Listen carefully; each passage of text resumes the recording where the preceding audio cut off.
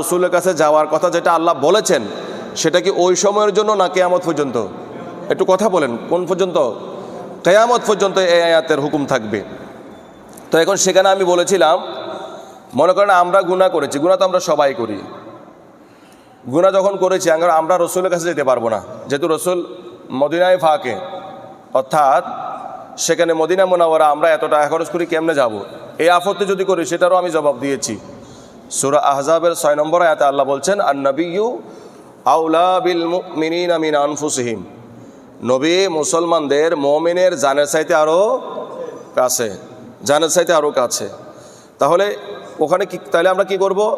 যারা আমরা যেতে পারছি না তারা আমরা নিজের নফসের উপর জুলুম করা বিষয়ে, অর্থাৎ গুনাহ করেছি, গুনাহ মাফের বিষয়ে দোয়া করার সময় আমরা নবীকে ওসিলা বানাবো, বলি আলহামদুলিল্লাহ। তো সেটার জন্য আমি সহিহ বুখারী এবং সিয়াসিত্তার প্রায় কিতাবে হাদিস তাকরার হয়েছে এবং হাদিসের বিভিন্ন গ্রন্থে হাদিসটা এসেছে, আমি আপনাদেরকে দেখিয়েছি যে একজন অন্ধ লোক আল্লাহ রসুলের কাছে এসেছেন, তিনি আল্লাহ রসুলকে বলছেন আমার চোখটা ভালো করে দেন।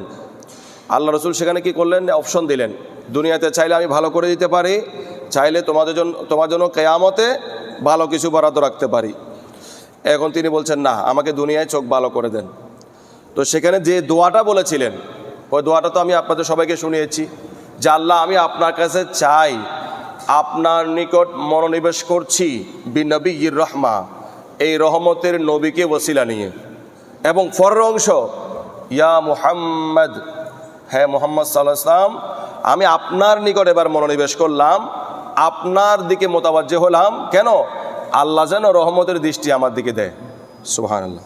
তাহলে এই দোয়াটা কোনো হুজুর শিখায় নাই, এই দোয়াটা আল্লাহ রসুল নিজে শিখিয়েছেন এবং রসুলের সামনে বসিয়ে রসুল সাহাবীকে দোয়া শিখাচ্ছেন। দোয়ার প্রথম অংশ কি? আল্লাহ আমি আপনার নিকট চাই, মানে ক্ষমা চাই, এবং আপনার নিকট মনোনিবেশ করছি এই নবীর উসিলা নিয়ে, এটা প্রথম অংশ। দ্বিতীয় অংশ কি?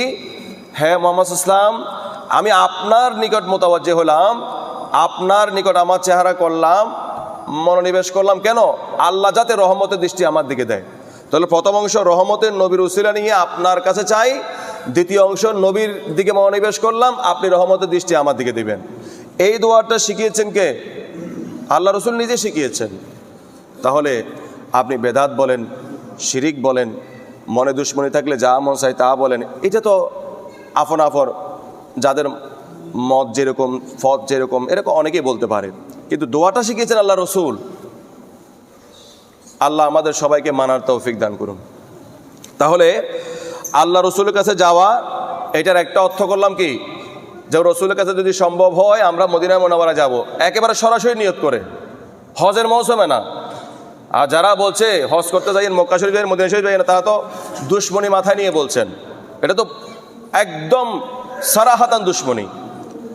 শুধু হজ করতে গেলে না, একেবারে হজ ছাড়া, মক্কা শরীফ মদিনা শরীফের নিয়ত ছাড়া, শুধুমাত্র রওজা শরীফে, যে আমি আল্লাহ রসুলের রোজায় পাকে যাব জিয়ারত করার জন্য, আমার মনের দুঃখ সেখানে বলবো, আল্লাহ রসুল যেভাবে দোয়া শিখিয়েছেন সেইভাবে আমি ওখানে দোয়া করব, কোনো সমস্যা নাই। সাহাবা ইকরাম করেছেন, বলি আলহামদুলিল্লাহ। একটা দুইটা প্রমাণ না, আমরা তো অনেক সময় বলি যে এই সহি জাল। এখানে সবথেকে বেশি আঘাতটা করেছে ইবনে তাইমিয়া, ইবনে তাইমিয়া আঘাত করেছে। সে বলছে জিয়ারাতে মদিনা, আল্লাহ রসুলের রোজায় যাওয়ার ব্যাপারে যতগুলো হাদিস আসছে সবগুলো জাল। একটু নাউজুবিল্লাহ বলবেন না? সবগুলা কি জাল। আর আমাদের বর্তমান সময়ের কিছু হুজুর, ওনার শাগরিদ, এরা বলছে যে মক্কা শরীফ যাবেন হজ করার জন্য, তবে মদিনা শরীফ যাওয়ার দরকার নাই, জিয়ারত করে মদিনায় যাওয়া, জিয়ারতের উদ্দেশ্যে নিয়ত করে যাওয়া যাবে না, এবং মদিনা শরীফে দোয়া কবুলের কোনো জায়গা নাই। এরা আরেক দাসের কথা বলেন। উনি বলছে কি, জিয়ারতের বিষয়ে যতগুলো হাদিস আসছে সবগুলো কি জাল। আর এখনকার ওনারা বলছে কি, এরকম কোনো হাদিসই নাই যাওয়ার ব্যাপারে। তা আমি আপনাদের খেদমতে কিছু হাদিস দেখাবো। ওনারা নাই বলল যে এটা কতটুকু সত্য, জাল বললো যে এটা কতটুকু সত্য। যাদের লাগবে আমার কাছে অনেকগুলো রেফারেন্স আছে, আপনারা নিয়ে যেতে পারেন। আমি জুমাতে যে কয়েকটা কোট করব, সম্ভব হলে কয়েকটা আমি বলবো, আর বেশি যাদের লাগবে নিয়ে যাবেন। তারপরেও আমরা চাই যে সত্যটা মানুষ স্বীকার করুক, সত্যটা মানুষ বুঝুক। যেমন ইমাম তাকিউদ্দিন সুবকি, যিনি আজ থেকে প্রায় 800 বছর আগের ইমাম, উনি ইবনে তাইমিয়ার এ খণ্ডনে একটা কিতাব লিখেছেন, শেফাউস সেকাম লিখেছেন। এখানে অসংখ্য হাদিস এনেছেন, বিশেষ করে প্রায় 15টা হাদিস এনেছেন, যেগুলার ব্যাপারে ইবনে তাইমিয়া সহ আরও যারা ইখতিলাফ করেছেন, মানে কি কারণে জাল বলেছেন, কি কারণে জয়ীফ বলেছেন, এই সব কিছুর উত্তর উনি দিয়েছেন। তো এই সবগুলো হাদিসের খোলাসা কথা, এতগুলো হাদিস আমি এখানে কোট করতে পারবো না। আল্লাহ রসুল বলেছেন যে হজ করতে আসলো, অর্থাৎ মক্কা শরীফ আসলো, হজের কার্যক্রম সারাইলো, কিন্তু আমি নবীর কাছে আসলো না, আমার যে উম্মত সে আমাকে কষ্ট দিয়েছে। জোরে বলুন নাউজুবিল্লাহ। তাহলে হজ করতে এসেছে অথচ আমার কাছে আসে নাই, সে আমাকে কি দিয়েছে? কষ্ট দিয়েছে। এবং ওই যে আবার ওই কথাটা আবার বলবেন না, হুজুর হাদিস দয়ীফ। আপনাদেরকে আমি কিতাবের নাম বলে দিয়েছি, এই দয়ীফের খণ্ডনে সরাসরি একটা কিতাব বলে দিয়েছি। অসংখ্য ইমামরা তো আপনার কিতাবে হাদিসটা এনেছেন। আমি একটা কিতাবের নাম বলে দিয়েছিলাম, তো ইমাম তাকিউদ্দিন সুবকির শেফাউস সেকামটা দেখবেন, এখানে তিনি সমস্ত কথাগুলোকে রদ করে দিয়েছেন যে কেন হাদিসগুলো জাল হবে বা জয়ীফ হবে। এরপর আল্লাহ রসুল বলছেন, দেখেন, মা মিন আহাদিন মিন উম্মতি লাহু সাআতান, আমার উম্মত যার কাছে আল্লাহ সামর্থ্য দিয়েছেন, টাকা পয়সা দিয়েছেন, এমন উম্মত, এটা আগে তো বললাম হজের কথা, হজ ছাড়া, কিন্তু আমাকে কোনোদিন আমার রজায়ে ফাকে জিয়ারত করতে আসে নাই, আমার কাছে কোনোদিন আসে নাই, ভ্রমণে আসে নাই। তো একটা সময় দেখা যাবে কাল কিয়ামতের ময়দানে তার কাছে এমন কোনো ওজরই থাকবে না, কারণ দর্শানোর কোনো সুযোগই থাকবে না যে আমি এই কাজে ব্যস্ত ছিলাম, ওই কাজে ব্যস্ত ছিলাম, কোনো ওজর আল্লাহ মানবে না। যে ব্যক্তিকে আল্লাহ সামর্থ্য দিয়েছেন অথচ রসুলের রজায়ে ফাকে যায় নাই। তা আমি আবারও বলছি, যে হাদিসগুলো বলছি জাল আর জয়ীফ বলে বন্ধ করে দিবেন, তো এটা আমানতের খেয়ানত করবেন। প্রয়োজনে আলোচনায় বসেন, আলোচনা করেন কিভাবে হাদিসগুলো জাল, কিভাবে জয়ীফ। যাক, তো এখন ওইদিকে কোরআনের নস তো বললাম যাউকা, আর হাদিসে পাক তো অহরহ হাদিস আল্লাহ রসুলের রজায়ে পাকে যাওয়ার কথা। তাহলে এত কিছুর পরেও যদি আমরা বলি যে নিয়ত করে মদিনা শরীফ যাওয়া যাবে না, মদিনা শরীফ বলে দোয়া কবুলের জায়গা নাই, হায় হায় হায়, আল্লাহ রসুলের রজায়ে পাকের সামনে যদি দোয়া কবুলের জায়গা না হয়, তো পৃথিবীর জমিনে আবার দোয়া কবুলের জায়গা কোনটা? আপনারা কি মনে করতেছেন? আমি আহলে হাদিসের একজন ইমামের কিতাবের একটা হাওয়ালা আপনাদেরকে কোট করছি, যার নাম হচ্ছে ওয়াহিদুজ্জামান হায়দারাবাদী। ওনার একটা কিতাব হচ্ছে নজরুল আবরার মিন ফিকহি নবীল মুখতার। এই কিতাবের মধ্যে তো উনি এত বেশি বেয়াদবিমূলক কথা লিখেছে। আমি আবারও বলছি, কিতাবের নাম নজরুল আবরার মিন ফিকহি নবীল মুখতার। এই কিতাবের মধ্যে উনি লিখেছেন কুকুরের লালা নাকি ফাঁক, কুকুরের চামড়া দিয়ে মুসল্লা বানিয়ে নামাজ পড়া জায়েজ, কুকুর ভাড়া দেওয়া জায়েজ, কুকুর বন্ধক রাখা জায়েজ, মানে কুকুরের পশম পবিত্র, যা মন চেয়েছে ওনার তা উনি লিখেছেন। কিন্তু দুঃখের বিষয় বলবো না কি বলবো, উনি আহলে হাদিসের একজন বড় ইমাম। আমি কিতাবের নাম আবারও বলে দিচ্ছি, কিতাবের নাম হচ্ছে নজরুল আবরার মিন ফিকহি নবীল মুখতার। কিতাবটা দেখে নেবেন, যদি না থাকে এখন তো গুগল থেকে আপনারা নিতে পারবেন। ওনার আরেকটা কিতাব হচ্ছে হেদায়াতুল মাহাদি। এই কিতাবের 31 নম্বর পৃষ্ঠায় উনি আবার লিখতেছেন, ওইদিকে আবার বেয়াদবিমূলক লিখলো, এদিকে আবার ঠিক মতো লিখতেছেন যে যারা বলে আল্লাহ রসুলের রজায়ে পাকে যাওয়ার হাদিসগুলো দুর্বল বা জাল, রসুলের জিয়ারতে যাওয়াটা যদি এটা জাল আর জয়ীফ হয়, তিনি বলছেন হাযাল কালামু আজীব, এই কথাটা, বাক্যটা আমার কাছে আজীব মনে হয়। কেন? যার আগমনে, যার কদম ফাঁকের সৎকায় গোটা জমিনকে আল্লাহ মসজিদ বানিয়েছেন, এবং অসংখ্য অথেন্টিক হাদিস থেকে প্রমাণিত রজায়ে ফাঁকে আল্লাহ রসুল সশরীরে জিন্দা, এখানে কোনো দলমত নাই, সবাই একমত। তো সেখানে গিয়ে যদি দোয়া করা বা জিয়ারত করতে যাওয়া যদি এটা বেদাত হয়, এটা আমার কাছে আশ্চর্য মনে হয়, উম্মত এইভাবে কেমনে কথা বলতে পারে। অথচ আমি এই ব্যক্তির কথা কেন কোট করলাম, এই ব্যক্তি আরেক জায়গায় কিতাব লিখতেছে কুকুরের বিষয়, যেটা আমি বললাম, কিন্তু এই বিষয়ে আসি এই মেয়েও বলছে আমি তো এইটা বলতে পারি না একজন উম্মত হিসাবে, যে আল্লাহ রসুলের রওজায়ে পাকে যাওয়া, রসুলের জিয়ারতে যাওয়া এটা বেদাত হবে, এটা আমার কাছে আশ্চর্য মনে হয়। এটা মানুষ কি করে বলতে পারে? তো দুশ্মনী কতটা স্ট্রিম লেভেলে গেলে এটা মানুষ বলতে পারে। আল্লাহ আমাদেরকে হেফাজত করুন বলি আমি। আপনি থাইল্যান্ড যান, বিভিন্ন জায়গায় আপনি ঘুরতে যান টাকা খরচ করে, কেন? কিছু সিনারি দেখবেন, কিছু দৃশ্য দেখবেন, কিছু আপনি ঝর্ণা দেখবেন, এই দেখবেন, সেই দেখবেন। আর সৃষ্টির মূল আমাকে আপনাকে কেন সৃষ্টি করা হয়েছে, তাওহীদের যিনি পরিচয় দিয়েছেন এবং যার কারণে আপনার এই সিনারিগুলো সৃষ্টি হয়েছে, গোটা জগৎ সংসার আল্লাহ যার কারণে সাজিয়েছে, ওনার কাছে যাওয়া আপনি শিরক বেদাত বলবেন আর আপনি বিভিন্ন জায়গায় ঘুরবেন। যদি বদনসিব হয় তাহলে তো তাদের জন্য আমরা দোয়া করতে পারি না। আর যদি ভুলের কারণে হয়, আল্লাহ হেদায়েত দান করুক বলি আমিন। হযরতে আবু হুরায়রা রাদিয়াল্লাহু তাআলা তিনি আল্লাহ যে মূসা ইসলামের সাথে কথা বলেছেন তুর পাহাড়ে, এত হাজার হাজার হাজার হাজার মাইল দূরে, প্লেনে করে নয়, হেঁটে হেঁটে পায়ে হেঁটে তিনি তুর পাহাড় দেখতে গিয়েছেন নিয়ত করে যে আমি তুর পাহাড়টা দেখব। বলুন সুবহানাল্লাহ। তা আপনি বেদাত বুঝলেন। এবং আমার নবীর সাহাবীদের মধ্যে, পুরুষদের মধ্যে সর্বাধিক হাদিস বর্ণনাকারী সাহাবী আবু হুরায়রা রাদিয়াল্লাহু তাআলা, তিনি বেদাত বুঝেন নাই। তিনি নিয়ত করে তুর পাহাড় দেখতে গেলেন। আর আমরা নিয়ত করি নবীর দিকে গেলে ওটা তো পাহাড়, নবীর কাছে গেলে এটা বলে বেদাত। আল্লাহ বুঝার তৌফিক দান করুন। হযরত আম্মাজান আয়েশা সিদ্দিকা রাদিয়াল্লাহু তাআলা ইনি থাকতেন মদিনায় মুনাওয়ারায়, আল্লাহ রসুলের হুজরায়ে ফাকে। আর ইনার ভাই আব্দুর রহমান ইনি থাকতেন মক্কায়। তো যখন আব্দুর রহমান বিন আবু বকর রাদিয়াল্লাহু তাআলা তিনি ইন্তেকাল করেছেন, এই শুধুমাত্র আম্মাজান আয়েশা সিদ্দিকা ইনি মহিলা মদিনা শরীফ থেকে মক্কা শরীফে ভ্রমণ করে গিয়েছেন একটা নিয়ত করে যে আমার ভাইয়ের কবরটা জিয়ারত করব। তো নিয়ত করে এক জায়গায় যাওয়া যদি বেদাত হইতো, তো ইনার থেকে যে কাজটা হয়েছে এটা যদি উনি যদি বেদাতি হয়ে যায়, তো ইসলামের আমাদের এই ধর্মের 3 ভাগের 2 ভাগ মাসআলা মাসাইল আম্মাজান আয়েশা সিদ্দিকা রাদিয়াল্লাহু তাআলা থেকে পাওয়া গেছে।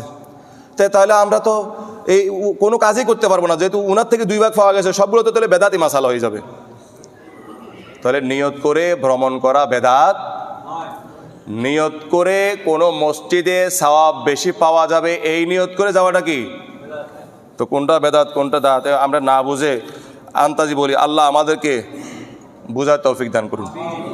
আজকের যে আয়াতে কারিমা আমি তেলাওয়াত করেছি, আল্লাহ বলছেন সূরা নিসার 100 নম্বর আয়াতে কারিমা, আল্লাহ বলছেন ওয়া মাইয়া খুরুজ মিন বাইতিহি মুহাজিরান ইলাল্লাহি ওয়া রাসূলিহি, যে ব্যক্তি ঘর থেকে বের হবে, হিজরত করবে কিসের জন্য?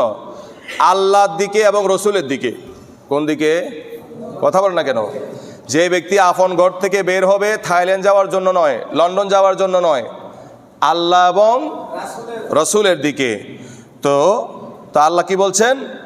আল্লাহ বলছেন সুম্মা ইউদরিকুহুল মাউত, তারপর হঠাৎ করে তার প্রতিমধ্যে বা যেখানে গিয়েছে যেখানে মরণ এসে গেছে, ফাকাদ ওয়াকা আজরুহু আলাল্লাহ, আল্লাহ সে যে নিয়তে গিয়েছে যাওয়ার আগে যদি ফতো ইন্তেকাল করে, আল্লাহ পুরাটাই তার যাওয়ার নিয়তটাই পরিপূর্ণ করে দিবেন।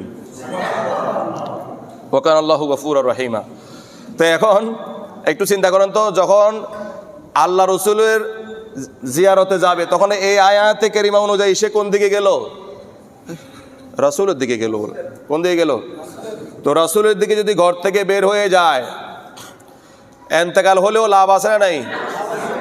আর আমরা যারা মনে করছি মক্কা শরীফ হজ করতে গেলাম, সেখানে ইন্তেকাল হয়ে গেল, আর আওলাদ ফরজনরা বলতেছে উনি খুব সৌভাগ্যবান। কেন? বলে যে উনার জান্নাতুল মুআল্লায় দাফন হয়েছে, মক্কা শরীফের কবরস্থান, অথবা মদিনা শরীফের কবরস্থান জান্নাতুল বাকির মধ্যে কি হয়েছে? কবরস্থ হয়েছে। কিন্তু আপনারা জানেন না, ইমাম বুখারী শরীফে একটা বাব কায়েম করেছেন, বাবুন আল মদিনা তানফাউল খাবাস ওয়া তানসাউ তাইয়্যিবুহা। মদিনার একটা বৈশিষ্ট্য কি জানেন? এটা যদিও এখানে মদিনার কথা বলা হয়েছে, এখানে 2 হারাম উদ্দেশ্য। 2 হারামের উদ্দেশ্য হচ্ছে কি জানেন? ওখানে খবিসকে যখন আপনি রাখবেন, আপনি খুব খুশি এখানে কবরস্থ হয়েছে আপনার বাবা, আপনার দাদা, আপনার ভাই, আপনি তো খুব খুশি না। আল্লাহর স্পেশাল রহমতের ফেরেশতা আছে, ওখানে যদি কোনো খবিস মারা যায়, কারণ আপনারা রাগ করতে পারবেন, হজ করতে গেছে আপনি খবিস কেন বলতেছেন? এটার আলোচনা আগে হয়ে গেছে, যারা নতুন এসেছেন তারা হয়তো জানেন না। ফারুক আজম কি বলেছিল? ইন্নাকা হাজারুন লা তাদুরু ওয়া লা তানফা, এই হাজার আসওয়াদ তুমি একটা পাথর, তুমি লাভও করতে পারো না, ক্ষতিও করতে। তখন মওলায়ে কায়নাত মাওলা আলী কি বলেছিলেন? আমিরুল মুমিনিন, আমি আপনার সাথে দ্বিমত পোষণ করছি। ইন্নাহু হাজারুন ইয়াদুরু ওয়া ইয়ানফা, এই পাথর লাভও করে ক্ষতিও। তো এখন ফারুক আজম যদিও খেলাফতের দ্বিতীয় আসনে তিনি আছেন, কিন্তু ইনারও মাওলা মাওলা আলী, যেহেতু আল্লাহ রসুল বলেছেন। তো এখন বলছেন আপনি তো সকলের মাওলা, আল্লাহ রসুল বানিয়ে দিয়েছেন আপনাকে, আমাকে বুঝাই দেন এই পাথর লাভ ক্ষতি কীভাবে করে। তখন তিনি বুঝাই দিলেন, এই পাথর কাল কিয়ামতের ময়দানে যারা তাকে চুমা দিয়েছে বা ছুঁয়েছে, যারা ইমানদার অবস্থায় ছুঁয়েছে তাদের ইমানের সাক্ষী দিবে, আর যারা বেঈমান অবস্থায় তাকে স্পর্শ করেছে তাদের বেঈমানি সাক্ষী দিবে। তা আপনি চিন্তা করছেন, ফয়তাওয়ালা কাফেরগুলো চিনেন, এহরামওয়ালা কাফের তো আপনি চিনলেন না। তো কারা কারা? সহজ কথা, নবীর শানে যারা বেয়াদবি করে তারা হিন্দু পাড়ায় থাকা লাগে না, তারা এহরাম পরায় থাকলেও কি কাফের। এইটা আমরা চিনি না, আমরা খালি প্রতিবাদ শুধু অন্য ধর্মের বিরুদ্ধে। কেন? ইসলামকে এমন রীতিনীতি শিখিয়েছে। ইসলামের রীতিনীতি হলো যে বা যারাই বেয়াদবি করবে, যেই কোনো পোশাকে বেয়াদবি করবে, সবগুলোই বেয়াদব সাব্যস্ত হবে, ঠিক কিনা?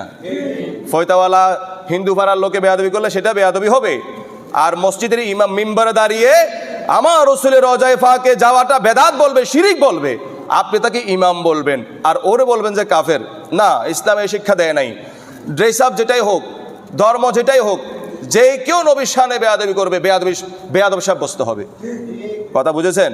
বেয়াদব সাব্যস্ত হবে। তাহলে ওই ফাতরটা, এটা তো আগে আমি আলোচনা করে ফেলছি। তাহলে ফাতর কি বলেছিল? এহরামওয়ালা সব ইমানদার, কথা বলে না, এহরামওয়ালা সব ইমানদার নয়। তাহলে এহরামওয়ালাদের মধ্যেও কি আছে? মানে নবীর দুশ্মন। তো এবার আরেকটা হাদিসে যেটা আমি বলতে চাইছিলাম, ইমাম বুখারী বাব কায়েম করেছেন মদিনার বৈশিষ্ট্য কি? মদিনার বৈশিষ্ট্য হলো খবিসকে মদিনায় টানে না, খবিসকে বের করে দেয়, কবরস্থ হলেও বের করে দিবে। কারণ আল মদিনা কালকির, মদিনা হচ্ছে হাফরের মতো। যেমন কুমারের দোকানে গেলে ওখানে যে হাফরটা আছে, জাং ফরা লোহাকে লাল করে জাং দূর করে আবার একেবারে ধারালো করে দিতে পারে কি পারে না? তো মদিনার ব্যাপারে কথা বলছেন, লজ্জা থাকা উচিত। সহিহ বুখারীটা পড়বেন। মদিনার বৈশিষ্ট্য কি? মদিনা যাকে তাকে টানে না, মদিনার বৈশিষ্ট্য হয় তৈয়বকে ডাকবে, পবিত্রকে ডাকবে, আর মদিনার বৈশিষ্ট্য হলো খবিসকে বের করে দিবে। অতএব এখান থেকে বুঝতে পারবেন, যারা মদিনা শরীফ যাওয়াটা বেদাত বলবে, আমার রাসূলের রওজায়ে পাকে যাওয়ার কথা বেদাত বলবে, একেবারে অথেন্টিক হাদিসের বাপ পরিচ্ছেদ অনুযায়ী প্রমাণিত হবে সে খবিস। কথা বুঝেছেন? কারণ মদিনা খবিসকে টানে, মদিনা কারে টানে? পবিত্রকে টানে। কাকে টানে? তো যে যাওয়ার নিষেধ করবে সে নিজে খবিস, আমরা তার কথা মানতে পারি না। হ্যাঁ, এবার যদি কবরস্থ হয় তাও বিপদ। মনে করেন পৃথিবীর অন্য একটা জায়গায় বাসতলায় একজন আশিক রাসূল, আল্লাহ রসুলের একেবারে পাগল, কবরস্থ হয়েছে। আপনি মনে করছেন তার জিয়ারত করার কেউ নেই, এটা আপনি মনে করতে পারেন। আরেকজন মদিনা শরীফে এন্তেকাল করেছে, রহমতের একদল ফেরেশতা আল্লাহ রেখেছেন। এই হাদিসের ব্যাখ্যাটা আপনারা দেখে নিয়েন, আমি পরিচিতের নামটা তো বলে দিলাম। মদিনার বৈশিষ্ট্য কি? খবিসকে বের করে দিবে, পবিত্রকে টেনে নিবে। এখন কোনো খবিস মনে করেন গেল গা আর কি, তাও গেল, মনে মায়া নিয়ে গেল না, এমনি গেল, এন্তেকাল করলো, সেখানে কবরস্থ হলো। আপনি তো কি ঢঙ্গা বাঁধাচ্ছেন, মক্কা শরীফ কবর, মদিনা শরীফ কবর হয়েছে, কিন্তু রহমতের স্পেশাল ফৌজ, ফেরেস্তার ফৌজ এসে তাকে ওখান থেকে বের করে আরেক জায়গার, আরেক দেশের আরেকজন নবীর পাগলকে সেখানে কবরস্থ করবে। তাহলে মক্কা শরীফ কবরস্থ হওয়া, মদিনা শরীফ কবরস্থ হওয়া ব্যাপার না, ব্যাপার হচ্ছে আদবের উপর এন্তেকাল হওয়া ব্যাপার। কথা বুঝতে পেরেছেন? আপনার আমার এন্তেকাল যদি নবীর আদবের উপর, নবীর আজমতের উপর হয় তো বাসতলায় হলেও দুঃখ নাই তো। আর যদি গোস্তাকের উপর হয়, নবীর শানে বেয়াদবি করে যদি আমার এন্তেকাল একেবারে মক্কা শরীফে হয়, হারামাইন, দুই হারামের মধ্যে আমি জান্নাতুল বাকি বলেন, জান্নাতুল মুআল্লার মধ্যে আমি কবরস্থ হলো, আমার কি? কিন্তু রহমতের ফেরেশতা কি করবে? কথা কয় না।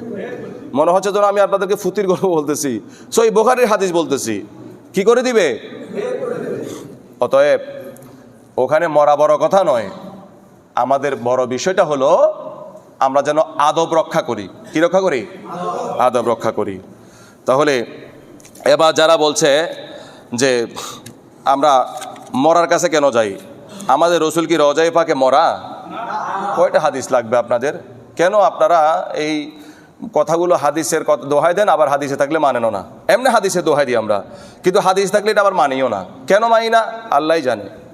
এতগুলো হাদিস, সহিহ হাদিস, যে আল্লাহ রসুল রওজায়ে পাকে, আমাদের কমি গরানা বলেন যারা বলেন, আমি অনেক লিডারের কিতাব আমার কাছে আছে, কমি গরানা বড় বড় আলেমদের কিতাব আছে, এবং বর্তমানেও যারা কমি গরানা বড় বড় আলেম, তাদেরও মন্তব্য একইটা, আল্লাহ রসুল রওজায়ে পাকে সশরীরে কি, কিন্তু কেন বুঝে না, কেন মানে না?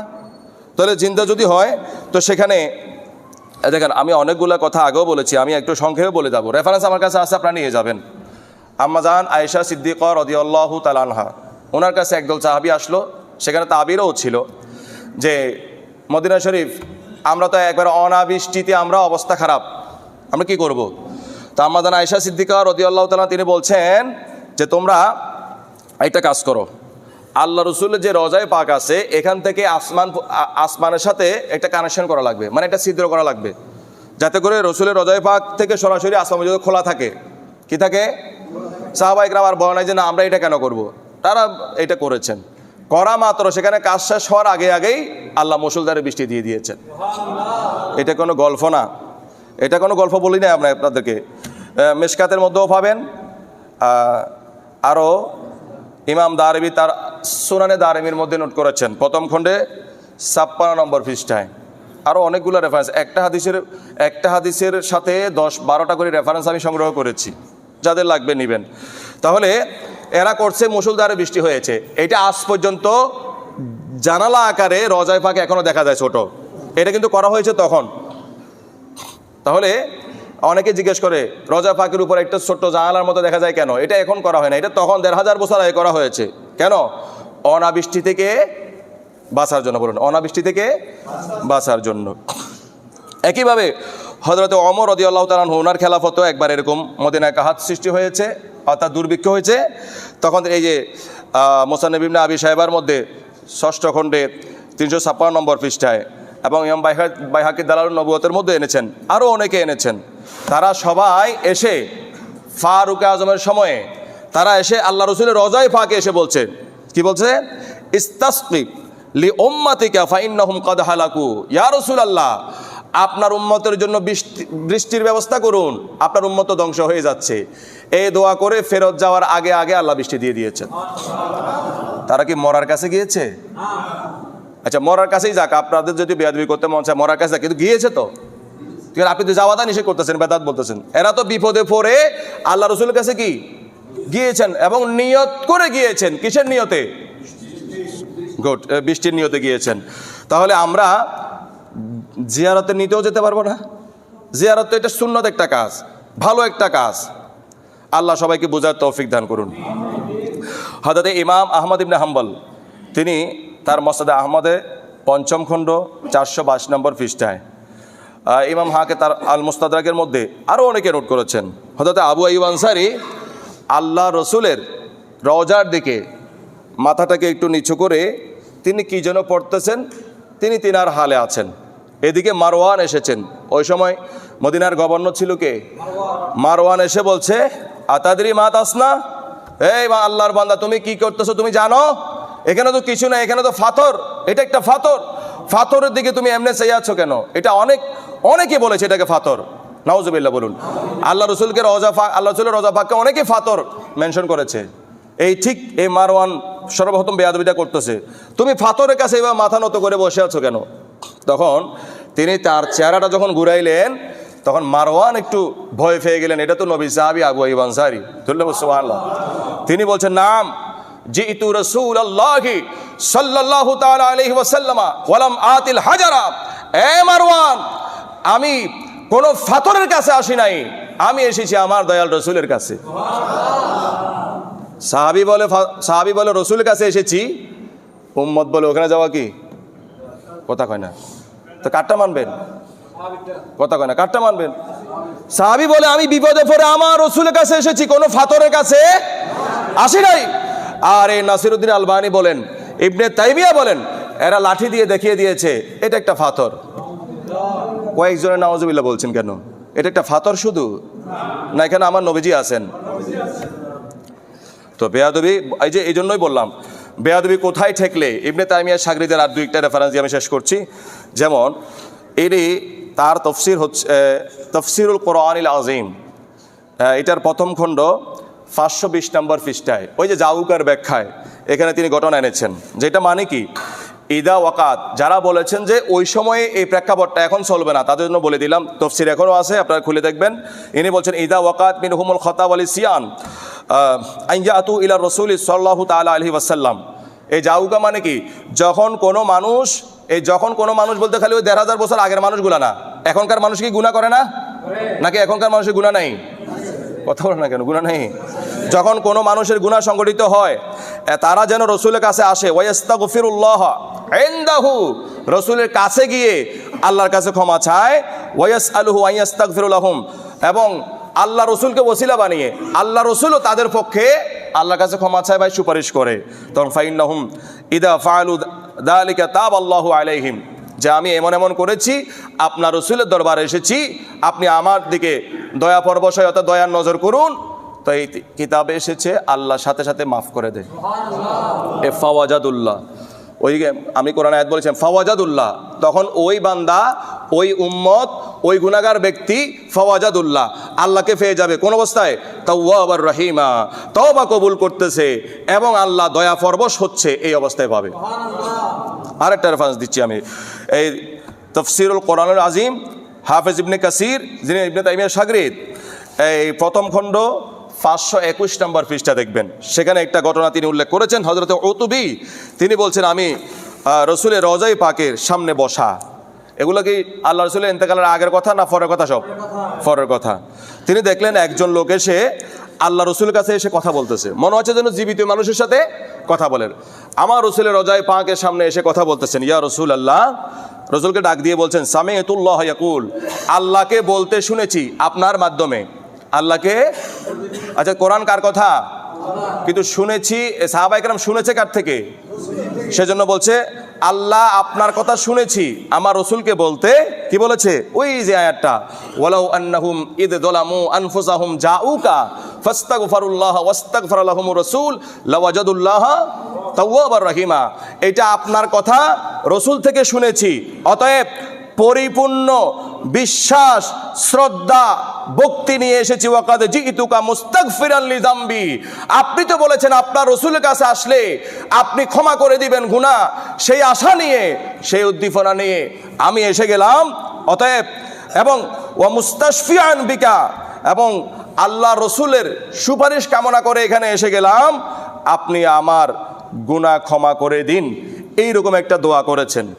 শুনতেছে কে? হযরতে উতবী রাদিয়াল্লাহু তাআলা, তিনি শুনতেছেন। তখন তিনি চিন্তা, এটা বলে সুম্মা ইনসারাফাল আরাবী, ওই আগন্তুক লোকটা চলে যাচ্ছিল। ইন দ্য মিন টাইমে তিনি বলছেন আমি আগে থেকে যেহেতু রওজায়ে পাকের সামনে বসা, সাহাবায়ে কেরামের উদ্দেশ্য কি ছিল? সাহাবায়ে কেরাম যখন আল্লাহ রসুল দুনিয়া থেকে চলে গেলেন, তারা অনেকেই সময় কাটাইতেন কিন্তু রওজায়ে পাকের সামনে, ওখানে তাদের জ্বালা মিটাইতেন, আসতেন, বসতেন। তবে আমি তো আগে থেকে বসা ছিলাম, সে তো এসে এই দোয়া করে চলে যাচ্ছিল। এই মুহূর্তে আমি তন্দ্রা ভাব, হঠাৎ করে খাওয়াবে দেখলাম যে আমাকে আল্লাহ রসুল ফারাআইতুন নবিয়্য সাল্লাল্লাহু তাআলা আলাইহি ওয়াসাল্লাম, আল্লাহ রসুলকে আমি দেখলাম।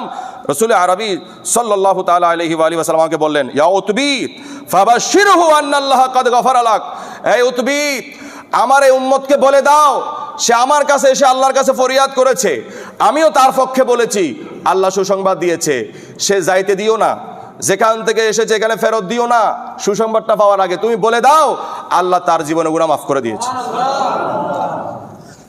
এইরকম রেফারেন্স আমার কাছে অনেকগুলো করা আছে, কিন্তু আমি জুমাতে সবগুলো বলতে পারছি না। শেষে এসে যাই যে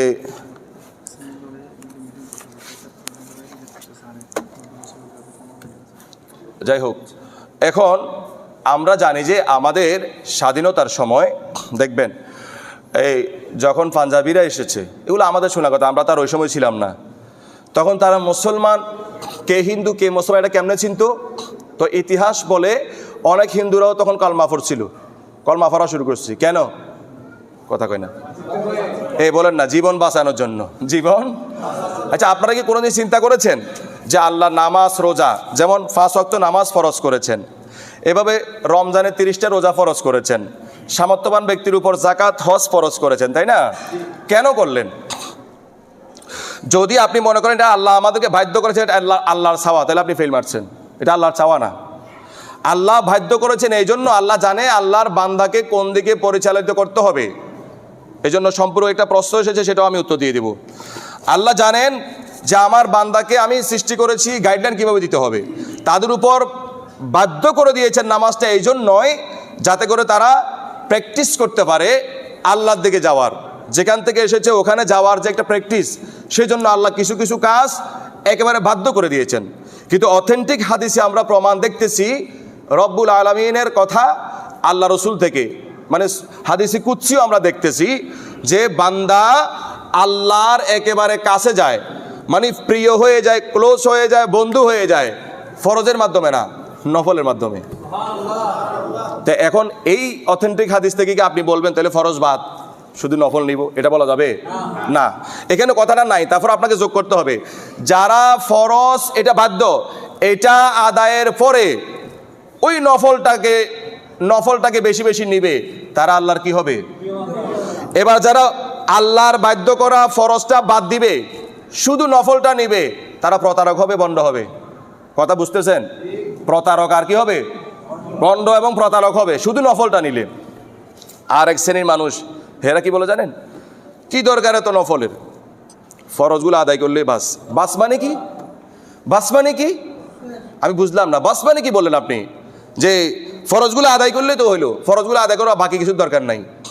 তা আপনাকে প্রশ্ন, আপনার দৈনিক খরচ লাগবে 300 টাকা বা 500 টাকা, যারা আরও পয়সা হলে 1000 টাকা 2000 টাকা, কিন্তু আপনি তো দৈনিক 2000 টাকার দিকে আপনি যান না, আপনি তো লাগবে আপনার 2000, দৌড়ান আপনি 2 লাখ টাকার জন্য, ঠিক না?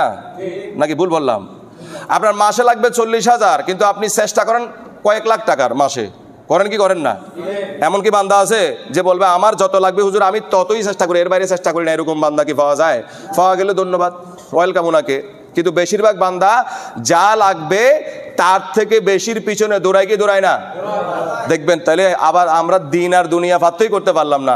দুনিয়ার জমিনে যা লাগবে তার থেকে বেশির পিছনে আপনি দৌড়াচ্ছেন, আর দিনের মধ্যে নবী বলছে অতিরিক্তটার মাধ্যমে আল্লাহর প্রিয় হওয়া যায়, আর আপনি বলছেন অতিরিক্তটার দরকার নাই, ফরজটা আদায় করলে যথেষ্ট। কিসের জন্য যথেষ্ট? মানে হয়তো বুঝাইতে চাচ্ছেন আপনি বিন করতে চাচ্ছেন জান্নাতে যাওয়ার জন্য যথেষ্ট, মানে মনে হচ্ছে যে এটা আপনি কিনে ফেলেছেন। তাহলে আপনি দুনিয়াকে দিনের উপর প্রাধান্য দিয়েছেন, ঠিক কিনা?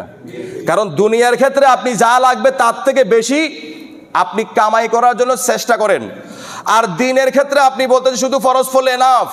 বোঝা গেল আপনার কাছে দিনের চাইতে দুনিয়া সরস, ঠিক কিনা? আমি 2 গ্রুপকে এখানে মেনশন করছি। দেখেন, যারা ফরজটাকে বাদ দিয়ে শুধু নফলটাকে নেয় তারা বন্ড প্রতারক, আর যারা বলে যে ফরজটাই এনাফ তারা গাদ্দার প্রমাণিত হবে। না, আল্লাহ রসুল বলছেন নারে উম্মত, এইটা তো আল্লাহ বাধ্য করেছে তোমাকে প্র্যাকটিস করার জন্য। Practice makes a man perfect, যাতে করে মানুষ এবাদতের দিকে আসে। এমন মাগরিবের পরে আওয়াবিনটা তো বাধ্য নাই, তারপরও যারা আল্লাহর প্রিয় বান্দা তারা করে কিনা? কেন করে?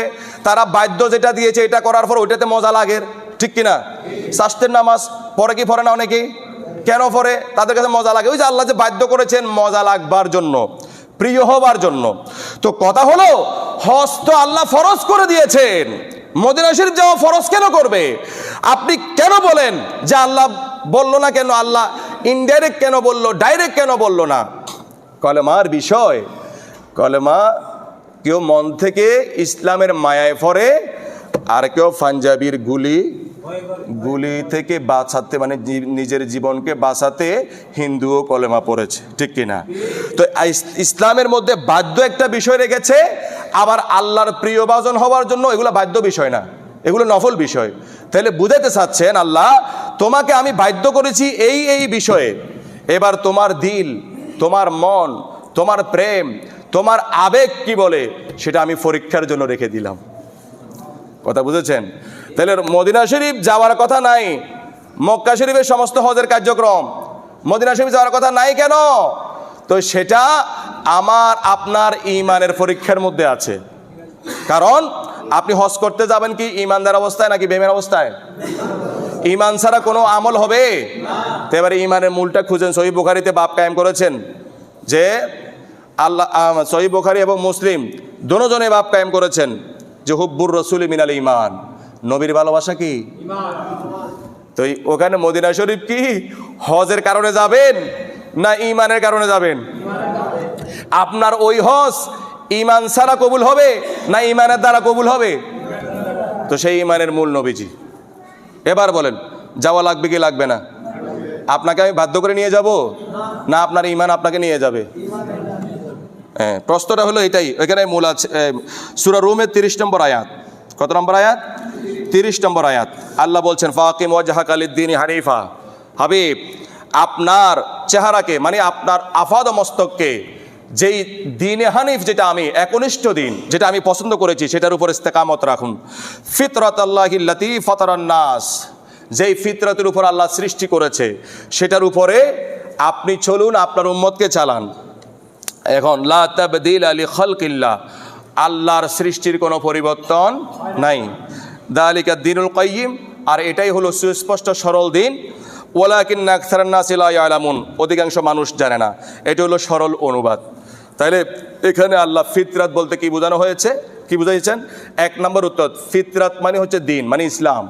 অর্থাৎ আল্লাহর কাছে দিন কয়টা? ধর্ম কয়টা? কথা বলেন না কেন? ধর্ম কয়টা? ইন্নাদ দীনা ইনদাল্লাহিল ইসলাম, আল্লাহর কাছে মনোনীত একমাত্র জীবন ব্যবস্থা হচ্ছে কি? ইসলাম। এখানে ফিতরত মানে হচ্ছে ইসলাম। আল্লাহ বলছে তোমাদেরকে ইসলামের উপর সৃষ্টি করা হয়েছে এবং সেই ইসলামের উপরে তোমরা চলো। তো এখন প্রশ্ন হলো, কেউ প্রশ্ন করবে আল্লাহ যেহেতু আমাদেরকে ইসলামের উপর সৃষ্টি করেছে তাহলে এতগুলো ধর্ম কেন হইল? এতগুলো ধর্ম আল্লাহ বানান নাই। সেটার উত্তরে হাদিসে পাকে এসেছে, আল্লাহ রাসূল বলেছেন কুল্লু মাউলুদুন ইউলাদু আলাল ফিতরাত, প্রত্যেকটা নবজাতককে আল্লাহ একই ফিতরতের উপর সৃষ্টি করেছেন। এই কথা বুঝেছেন? বুঝেন নাই? অর্থাৎ হিন্দুর ঘরে যে ছেলে মেয়েগুলা জন্ম হয় অথবা মুসলমানের ঘরে যে ছেলে মেয়েগুলা জন্ম হয়, বেশকম আছে? বলেন বেশকম কোন দিক দিয়ে? তাই এখন বেশকম কখন হয়? যখন বড় হয়। তার ফা আবাবাহু, তার বাবা মা তাকে কি বানায়?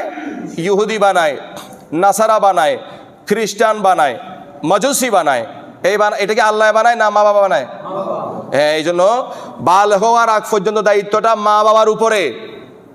তো অতএব আল্লাহ মুসলমান ঘরে মানুষগুলো ছেলে মেয়েগুলো ফাটানোর সময় যেই কায়দায় ফাটায়, মুসলমান ঘরে কি মুসলমানগুলা ছেলে মেয়েগুলা কি খতনা করা অবস্থায় জন্ম হয়? তো তাহলে একই ফিতরতের উপর থাকে। এজন্য আল্লাহ বলছে যেই ফিতরতে আমি সৃষ্টি করেছি, এই বড় হয়ে গেলে ফিতরতটা পাল্টে যায় কেন? তাহলে এই ফিতরতের একটা অর্থ হচ্ছে ধর্ম। ফিতরতের একটা অর্থ কি? ধর্ম। আর ফিতরতের আরেকটা অর্থ হচ্ছে যোগ্যতা। কি? যোগ্যতা। এখানে আমি 10-12টা এখানে ব্যাখ্যা আছে, এটা বলে শেষ করছি। যোগ্যতা কি? এখন কেউ বলে যে হুজুর আল্লাহ সৃষ্টি করছে, তাহলে আমি আল্লাহর পরিচয় পাই না, আমার দোষ কি? কি সুন্দর কথা, আল্লাহর পরিচয় নাকি উনি পান নাই। এখন পান নাই কেন আপনি জানেন, কিন্তু আল্লাহ কি বলছে দেখেন, ফিতরাত মানে হচ্ছে যোগ্যতা। আল্লাহ বলছে আমি এই জগৎ সংসারে যত মানুষ সৃষ্টি করেছি তত মানুষকে ফিতরত দিয়েছি। ফিতরতের প্রথম অর্থ কি করেছিলাম? ধর্ম। ফিতরতের প্রথম অর্থ কি? মানে একটা ধর্মের উপর সৃষ্টি করেছি, সে একটা ধর্মে থাকতে হবে। দ্বিতীয় অর্থ কি করলাম? যোগ্যতা। আল্লাহ বলছে আমি এই জগৎ সংসারে পাগল ছাগল ছাড়া আর কি প্রত্যেকটা মানুষকে আমি এমন একটা যোগ্যতা দিয়ে সৃষ্টি করেছি যেই যোগ্যতা দিয়ে বান্দা আমাকে চিনতে পারবে। তো এবার না চিনাটা আল্লাহর দোষ, আমাদের দোষ? তা আপনারা যে বলেন যে আমরা বুঝি নাই, হুজুর আপনারা বুঝছেন, আমরা বুঝি নাই, আমরা জানি নাই, মানি নাই। কিন্তু আপনি আপনার সৃষ্টিকর্তার সাথে কথা বলেন, হুজুরের সাথে কথা বলে লাভ নাই। আপনার সৃষ্টিকর্তা আপনাকে বলছে যে আমি প্রত্যেকটা মানুষকে একটা যোগ্যতা দিয়েছি। কোন যোগ্যতা? যেই যোগ্যতা দিয়ে আজকে সে সফটওয়্যার ইঞ্জিনিয়ার হচ্ছে সেটা না, সেটা তো হচ্ছেই। আমি প্রত্যেকটা মানুষকে একটা যোগ্যতা দিয়েছি, যেই যোগ্যতা দিয়ে সে আমার তাওহীদকে বুঝবে, সে আমার তাওহীদকে। তাহলে বোঝা গেল পৃথিবীতে যত ধর্মের মানুষ থাক না কেন প্রত্যেককে আল্লাহ এই যোগ্যতাটা। তো যারা যোগ্যতাটা ব্যবহার করছে না, প্রপার ইউটিলাইজ করছে না, সেটার জন্য দায়ী কে হবে? এই কথা এটা বলছে, সে নিজেই দায়ী হবে। আল্লাহ বলছে লা তাবদীলা লিখালকিল্লাহ, আল্লাহর সৃষ্টির কোনো পরিবর্তন নাই। এই সৃষ্টির অর্থ দুইটা, সৃষ্টির একটা অর্থ হচ্ছে ধর্ম। আল্লাহর ধর্মের কোনো পরিবর্তন, একটাই ধর্ম ইসলাম। এবং আল্লাহর সৃষ্টি বলতে এই যে আল্লাহর বান্দা, আল্লাহর সাথে আমাদের সম্পর্ক কি? আমাদের সাথে আল্লাহর সম্পর্ক কি? আমরা আল্লাহর বান্দা, আল্লাহ আমাদের খালেক, মালিক, সৃষ্টিকর্তা, ঠিক কিনা? এই সম্পর্কের মধ্যে কোনো পরিবর্তন হতে, তো পরিবর্তন তো আমরা করে ফেলেছি। যেমন আমরা আল্লাহকে বাদ দিয়ে আরেকজনকে পূজা করছি, আল্লাহকে বাদ দিয়ে আমরা আরেকজনকে সৃষ্টিকর্তা হিসেবে ডাকছি। তাহলে বোঝা গেল আল্লাহ বলছে না, সৃষ্টির মধ্যে পরিবর্তন করা যাবে না। অর্থ দুইটা, মানে ধর্মে পরিবর্তন করা যাবে না, এবং আমার সাথে তোমাদের যে সম্পর্ক বান্দা এবং আল্লাহর, সেখানে আরেকজনকে আনা যাবে। আল্লাহ আমাদেরকে বোঝার তৌফিক দান করুন।